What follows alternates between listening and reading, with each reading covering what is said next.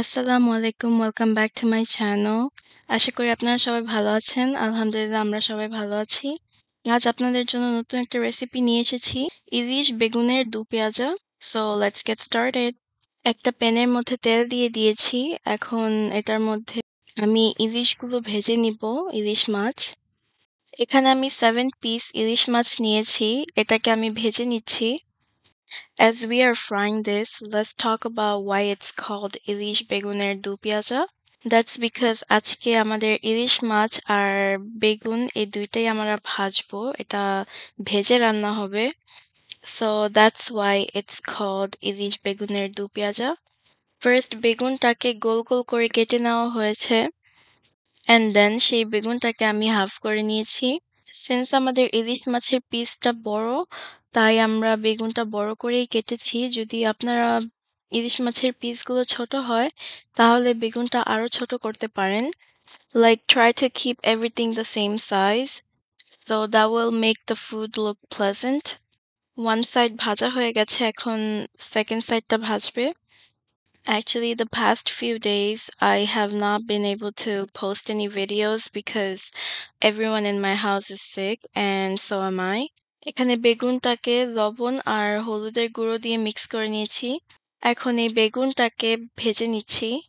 বেশি ভাজবো না কারণ এটাকে রান্না করতে হবে। So yeah, everyone in my family is sick right now, but alhamdulillah we are getting better. Keep us in your prayers.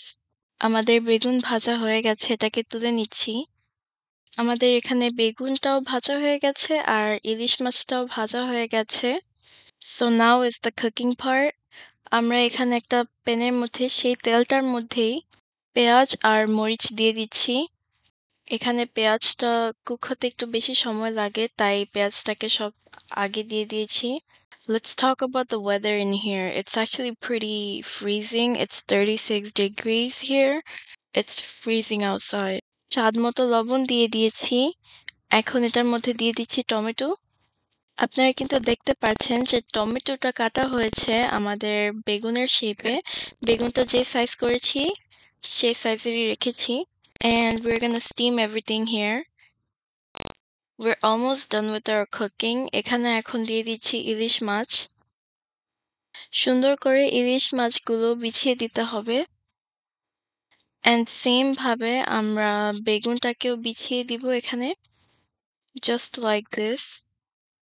এই রেসিপির জন্য আর কোনো ingredients ও লাগবে না আর কোনো মশলাও লাগবে না।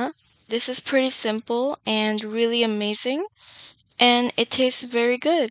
I believe যারা কম মশলা খেতে পছন্দ করে এটা তাদের জন্য বেস্ট হবে। আর এটা রান্না করতে অনেক কম সময় লাগে, so it's really simple. Anyone can make it. সবগুলো মাছ এখন উল্টিয়ে দিব যেন রান্নাটা ভালো করে হয়। আপনাদের যদি এই রেসিপিটা ভালো লেগে থাকে অবশ্যই লাইক করবেন অ্যান্ড কমেন্টস করবেন। আমাকে জানাবেন আপনাদের কাছে কিরকম লেগেছে। আর আপনারা যদি নতুন এসে থাকেন আমার চ্যানেলে অবশ্যই সাবস্ক্রাইব করতে ভুলবেন না। Excuse me for my language. I might make some mistakes while speaking in Bengali, but I try my best. So I hope you guys enjoy this video and make sure to try this at home. And I hope you guys like it. আমাদের ইলিশ বেগুনের দু পেঁয়াজা ready. আমার কাছে কিন্তু অনেক ভালো লেগেছে খেতে। আপনারাও ট্রাই করবেন। আজ এই পর্যন্ত। আল্লাহ হাফেজ। আসসালামু আলাইকুম।